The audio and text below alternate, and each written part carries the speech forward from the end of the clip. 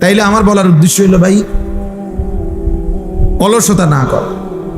মুমিন অলস, বিশ্রাম নিবে, অলস হবে। বিশ্রাম নিষেধ। বিশ্রাম মানে অলসতা। বিশ্রাম মানে হলে আমি আমার কাজের ফাঁকে 1 ঘন্টা 2 ঘন্টা আমি একটু কি করে নিলাম, রেস্ট নিলাম, এই জন্য যে আমার পরবর্তী কাজের উদ্যমতার জন্য।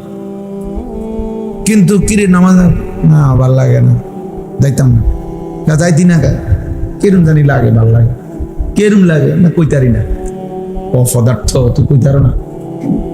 এটা বুঝে একটা কথা হইলো, এটা বুঝে একটা জিন্দিগি হইল।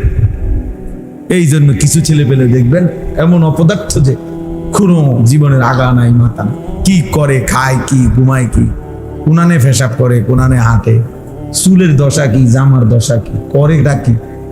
হ্যাঁ, পাগলের কোনো পূর্ব নাই পশ্চিম নেই, কিচ্ছু নেই। জিন্দিগি কোনো লক্ষ্য উদ্দেশ্য না, গন্তব্য চেনে না, মনজিল চেনে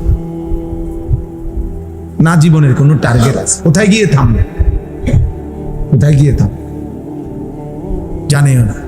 হাজারো মা বাপ এই শিক্ষিত হওয়ার নামে, যারা জেনারেল শিক্ষিত, তারা মনে করে অনেক কিছু শিখে। সবচেয়ে বড় দুর্ভাগ্য যে তাদের অধিকাংশই তাদের মঞ্জিল চেনে না, গন্তব্য চেনে। সে কোথায় গিয়ে থামবে আসলে এইটাই জানে। এ মনে করছে বুড়া গালে বালা খাইব, এই জন্য আমি এত কষ্ট করে পড়ে বুড়া গালে, এর মাথাতে এটা বয়সকালে একটু আরাম করবে। কি এর আরাম? দুনিয়ার সমস্ত ডায়াবেটিস রুগী, ডায়াবেটিক হসপিটালে গেলে দেখা যায় সব বয়স্ক লোক লাইন ধরে বইয়া রয়েছে। তাহলে ব্যারামের জ্বালায়, রোগের কারণে আর কিচ্ছুই দুনিয়া ভোগ করতে পারে না।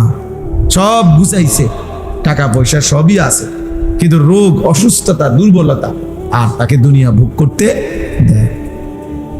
দেয় না।